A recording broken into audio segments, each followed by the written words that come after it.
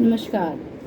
आजकल तुषार शर्मा की कहानी सोशल मीडिया पर बहुत ही चर्चा में है। कल उस तुषार शर्मा की सास गिरीवाला सिंह को भी गिरफ्तार कर लिया है।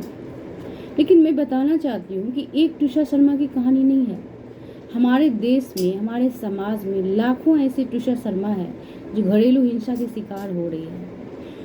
90% महिला अभी भी घरेलू हिंसा के शिकार हो रही हैं, चाहे वो पढ़ी लिखी हो, चाहे वो जाहिल गवार, अनपढ़। ऐसी मैं एक कहानी एक लड़की की शेयर करने जा रही हूँ आप लोगों के साथ कि घरेलू हिंसा की शिकार है।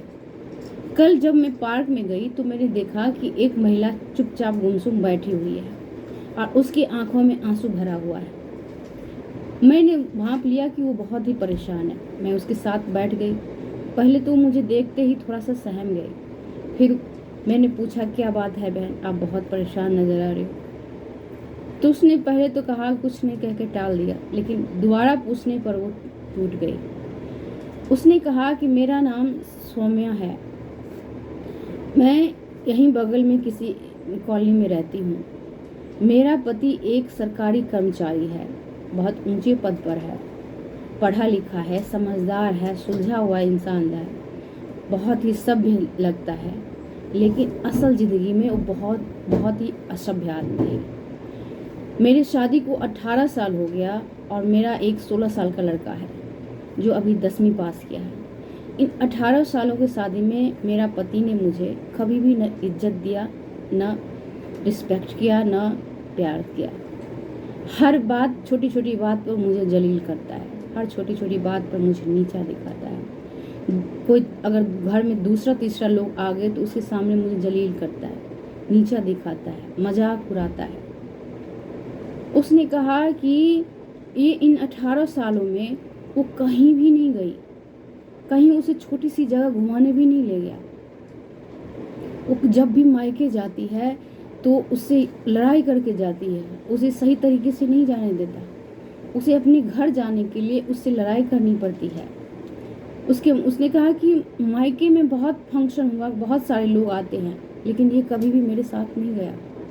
साथ जाने की तो बात दूर है कि वो मुझे पैसे तक नहीं देता है कि मुझे कुछ जरूरत होगी। आज तक मुझे नहीं पता कि उसकी सैलरी क्या है। उसने मुझे कभी पैसे नहीं दिए हाथ में, बस सिर्फ वो घर का खर्चा देता है। जो घर का खर्चा होता है, घरेलू काम जो होता है वो देता है। जिस तरह काम वाली को त्योहारों में कपड़े खरीद के देते हैं, उसी तरह वो मुझे हर त्योहार पर सिर्फ कपड़ा खरीद के देता है, मुझे अपने खर्चे के लिए कुछ भी नहीं देता। फिर भी मैं ये सब सहती जा रही हूँ क्योंकि मेरा एक बेटे को भविष्य का बात है। मेरा बेटा जो भी 10th पास किया है, लेकिन अब लग रहा है कि ये सहना मुश्किल हो रहा है। हर छोटी छोटी बात पे मुझे नीचा दिखाता है, हमेशा ये कहता है कि मैं तुझे पालता हूँ। फिर सौम्या ने आंसू पोंछते हुए कहा कि 4 टाइम मैं ही उसे खाना बना के खिलाती हूँ, पालती हूँ मैं हूँ कि वो है। उसे खाना बिना खिलाती मैं हूँ, पालती मैं हूँ उसे। उसने कहा कि आज तक वो कभी मुझे कहीं छोटी सी जगह भी घुमाने नहीं ले गया। उसका घर बनारस है, उसकी माँ बनारस में रहती है। जब भी कोई छुट्टियाँ शुरू होती है तो वो अपनी माँ के पास चला जाता है, लेकिन मैं अकेले अपने यहाँ रह जाती हूँ। उसने कहा कि हर त्योहार पर मुझे अपनी माँ के पास जाने के लिए मजबूर करता है, जबकि उसकी माँ को भी पसंद नहीं है कि मैं आई हूँ, क्योंकि मुझे वो लाइक नहीं करती है। फिर भी ये बात वो नहीं समझता है, मुझे जोर जबरदस्ती करके ले जाता है और फिर वहाँ ले जा करके लड़ाई करवाता है। और आगे उसने कहा कि जो आज तक उसने मेरे घर वाले से, मेरे पेरेंट्स से कभी बात नहीं की, कभी भी बात नहीं की। मेरी बूढ़ी माँ को हर बात पर गाली देता है, हर बात पर उसको बीच में ले आता है, और वो चाहता है कि मैं हर रोज उसके माँ से बात करूं। ये कैसे संभव है कि अगर अपनी माँ की इज्जत चाहते हैं तो दूसरे की माँ को भी इज्जत देना होगा। आज तक उसने मेरे घर वाले से किसी से बात नहीं की है। 18 साल हो गए मेरे शादी को, 18 साल में उसने मेरे घर के किसी भी सदस्य से बात नहीं किया है। और उसका है कि मैं सब उसके घर वाले से बात करूं, मैं रोज़ उसके माँ को सुबह शाम फ़ोन करूं, जबकि मैं अपनी माँ से बात भी ना करूं। मैं अपनी मम्मी से बात करती हूँ, अपना स्ट्रेस दूर करती हूँ, मैं उससे अपनी बात शेयर करती हूँ, जिससे मेरा तनाव कम होता है। मुझे अपनी माँ से शक्ति मिलती है, ऊर्जा मिलती है, इसलिए मैं माँ से रोज़ बात करती हूँ। और ये चीज़ उसको पसंद नहीं है। वो कहता है तुम रोज़ बात मत किया करो। ये कैसे होगा? ये तो एक तुषार शर्मा कहानी नहीं है, ये हजारों तुषार शर्मा है, लाखों में है। उसने कहा कि हर छोटी छोटी बात पर मुझे नीचे दिखाता है। कभी भी वो सुकून से मुझे कोई भी त्योहार नहीं मनाने दिया, न त्योहार पे ला करके कुछ देता है। हर त्योहार में वो ज़बरदस्ती अपनी मम्मी के पास लेकर चला जाता है। आज तक हम लोग कभी भी खुशियाँ से कोई भी होली दिवाली नहीं मना पाए हैं। ये कहते कहते सौम्या का गला जो है भर गया।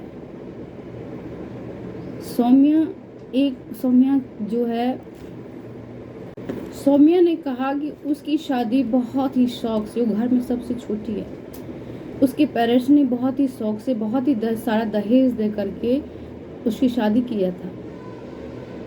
आज तक उसका हस्बैंड सुनाता है कि तेरे माँ बाप ने दिया ही क्या है, तू तो वैसे ही खाली आई है, ऐसे विदा कर दिया। हर बात पे ताने मारता है। उसने कहा कि वो घर और बाहर दोनों का काम स्वयं करती है। एक झाड़ू पोछा और बर्तन वाली काम वाली रखी है, उसके लिए वो ताना मारता है कि तू क्यों नहीं बर्तन मांजेगी, पड़े पड़ी मोटी होगी, पड़े पड़े सिर्फ खाना खाएगी, तू झाड़ू पोछा तू क्यों नहीं करेगी। जब उसने कहा कि मुझे झाड़ू पोछा बर्तन करने की आदत नहीं है, मुझसे नहीं होता है, उसके लिए भी वो हमेशा उसको मेंटली टॉर्चर करता है। इवन जब उसका मन होता है तो उसकी सैलरी देता है, जब मन नहीं होता है तो नहीं देता है। उसकी सैलरी देने के लिए उसे मेहनत करनी पड़ती है। उसने कहा कि जब भी मैं बीमार पड़ती हूँ तो उसको कोई फर्क नहीं पड़ता है।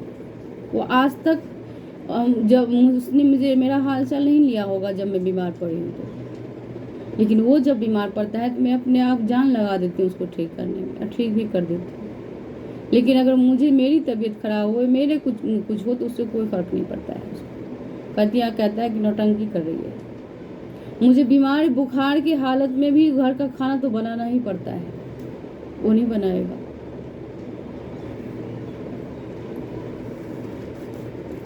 उसने कहा कि मैं इस रिश्ते को खींचते खींचते तंग आ गई, थक गई, अब नहीं सहा जा रहा।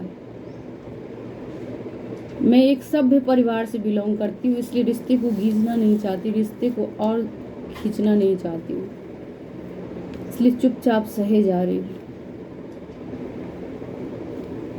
एक तुषार शर्मा की कहानी नहीं, हजारों तुषार शर्मा ऐसे हैं। ऐसी स्थिति में उसे क्या करना चाहिए, क्या फैसला लेना चाहिए, आप कमेंट करके ज़रूर बताइएगा। जय श्री राम।